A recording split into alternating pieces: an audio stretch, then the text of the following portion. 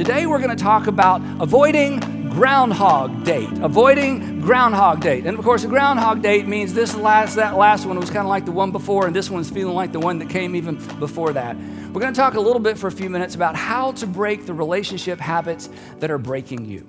How to break the relationship habits that are breaking you. How to break those relationship habits that cause you to feel like, hey, this is starting to feel like the last relationship. Or another way of saying it is how to date in a different direction. Because, as you've heard me say before, and you'll hear me say again, your direction, not your intention, determines your destination. Your direction, not your intention, determines your destination. And that's a principle that's pretty easy to embrace in most areas of life, but for whatever reason, we'll talk about a few in a few minutes, but for whatever reason, when it comes to relationships, we think that somehow we can continue moving in a direction and somehow it's going to result in a different destination. And when every relationship ends the same, at some point, you have to realize, I think I'm moving in the wrong direction, because it's direction that determines destination, not intention. And when it comes to relationships, somehow we overestimate the power of our intentions, but direction determines destination. So we're going to talk about how to date in a different direction. The challenge, of course, is, as in any area of life, but maybe especially with relationships, it's difficult to change directions. And part of the problem is that we learn from our mistakes in the areas that matter least, and we repeat our mistakes in the areas that matter most, which is so strange. So you finally figured out Twitter, you finally figured out Instagram, you finally figured out social media, you made a whole bunch of mistakes. It's like, wait, so everybody can see this? Yes, Mom, everyone can see that, okay? So you figured that out. If you've ever tried to put in a hard drive and you blew one up or, shorted one out, I mean, it's amazing. We learn from our mistakes in the areas that matter least, but we have a tendency to repeat our mistakes in the arenas of life that matter most, especially when it comes to relationships. Because as we've already learned, right? Regret and resolve, they're just not enough. If regret and resolve were enough, we would never repeat our mistakes. Regret and resolve just aren't enough. I'm sorry and I'll do better rarely makes us any better. Because if you think the way you've always thought, come on, you're just going to do the way you've always done. You're just going to do what you've always done. And the result, boom, groundhog date, groundhog marriage, groundhog relationship. Think about it this way and we'll move on. Everything you've ever done relationally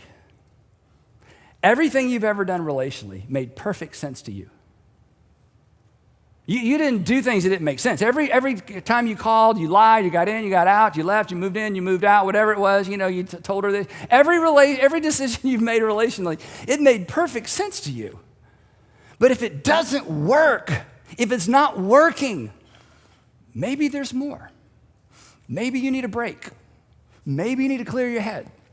Maybe you need to change the way you think. Maybe you need to renew your mind. Because a transformed mind results in a transformed life. And transformation takes time. And it takes focus. It takes time. It takes focus. And it takes attention. It might take a different rhythm. It might require some different friends. It might require you to make a difficult decision.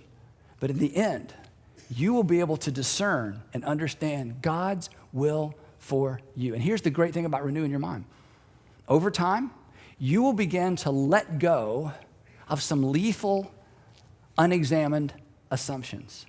It will empower you to let go of the ways of thinking that keep you in bondage and keep making history repeat itself relationally. Assumptions that deserve, for sure, assumptions that deserve to be examined.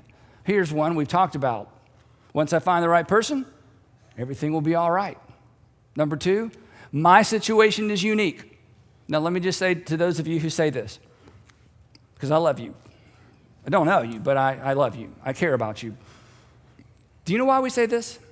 This is how you avoid good advice. This is how if somebody gives you good advice, I know. See, I know. My situation's unique. It's not. You are unique. Your situation is not. And when you use, my situation is different, you're just avoiding good advice. You need to knock it off. That is a fatal assumption. Here's the third one. Well, it may not be right, but it makes me happy, and God wants me to be happy. I've heard this 10,000 times, and I never know whether to hug the person or just throw up. I'm torn, and I understand. I sound like I'm being critical. I'm not. This is a heartbreaking statement. I've heard it so many times. Andy, I know what you're saying. But you know what? It makes me happy. Look, if it's not right, it's not going to turn out right. If it's not right, and besides that, Jesus actually gave us the happy formula. You want to be happy? Jesus actually told us. In fact, it's his most famous sermon, and he opens up with it. Happy are those who, and in part of his happy sermon, it's Matthew chapter 5. Here's what he says. Happy are those, or blessed are those, who hunger and thirst for the right thing, because they will be full. So all of these fatal assumptions, all of this stuff that swirls around in the background, when you begin to renew your mind, you begin to identify these things and move on. Here's a fourth one. Sex will solve it. Sex will solve it, right? No, sex will complicate it. You know that. Sex doesn't make your life, it just complicates the relationships. It creates obligations. It creates expectations. And what's the third thing it creates? Children. That's exactly right. You got it. Babies. That's what sex will do. That's what it does. So that whole thing of, well, once we move in and that's just a lethal assumption. And you've been through that over and over and over. So if you don't want the next time to be like the last time, you have to do something different in the meantime. You have to renew your mind. You have to be transformed by the renewing of your mind. And if you take some time to renew your mind, you'll never, ever, ever regret it.